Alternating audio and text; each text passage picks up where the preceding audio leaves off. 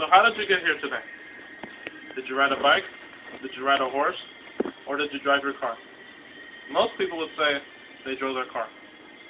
Imagine driving down the road and you see smoke coming out of the hood. You go ahead and you pop the hood, and all of a sudden there's flames going everywhere. This could happen because you didn't change your oil or you didn't even check it. According to Steve Ritter, a chemical engineer at ACS.org, states the role of motor oil is to reduce friction and prevent corrosion. Today I will talk to you about why you need to change your oil, the 3 types of oil, and I will demonstrate how to change your oil. I bet you're curious why you even need to change your oil. Your engine uses oil, which is a byproduct of petroleum. Thus, this keeps all your moving parts cool. But after a while, the oil turns black and gets old. Once your oil gets old, it can create many problems such as poor gas mileage or engine wear. Usually you have to change your oil every 3,000 miles. Now that I shared with you why you need to change your oil, these are the 3 types of oil. You have conventional, synthetic blend, and synthetic. Conventional oil is the cheapest oil you can buy. You have to change this roughly every 3,000 miles. Synthetic blend is going to be half synthetic, half conventional. This is a good upgrade to use. Synthetic blend, or synthetic oil, is the most expensive oil you can buy. This oil lasts up to 5,000 to 7,000 miles. This is the best oil to choose.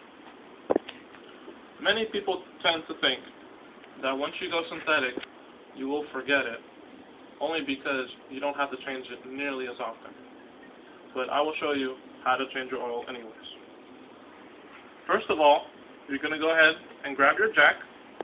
You're going to secure it under the vehicle, and then go ahead and lift it up.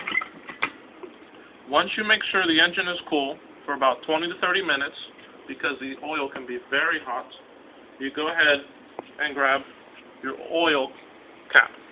Usually it says oil on it. Once you unscrew this, you go ahead and go under the vehicle, and you're going to look for the oil nut.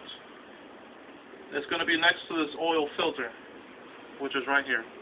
Once you locate that nut, you're going to use a socket wrench. You're going to make sure before you unscrew the nut to put this oil bucket underneath the nut. Once the oil bucket is securely underneath the vehicle, you're going to unscrew the nut and let the oil drip. As you let the oil drip, you're going to grab your oil filter socket. You're going to place it on top of the oil filter and unscrew it. Once you finish, you put your oil filter inside the bucket.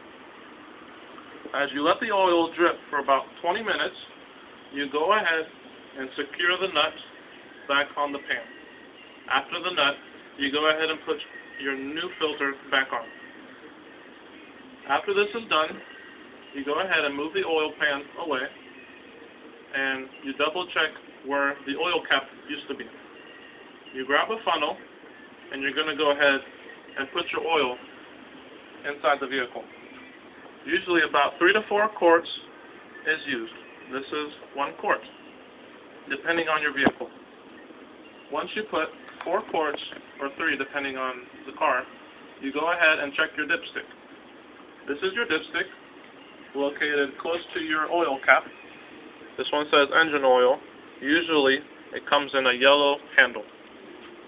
You check and make sure that the stick is full. After this, you're pretty much done.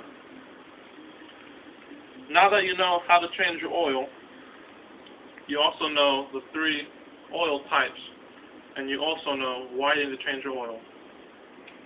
Thus, you won't be nearly as uncomfortable driving down the road knowing that your engine is not going to blow up.